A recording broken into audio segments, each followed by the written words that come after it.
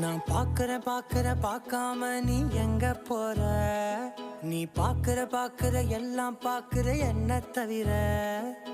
காணாத தெய்வத்தை கண் மூடாம பார்க்கிறியே, கண் முன்னே நான் இருந்தும் கடந்து போகிறியே. பார்வை கற்பூர தீபமா ஸ்ரீவள்ளி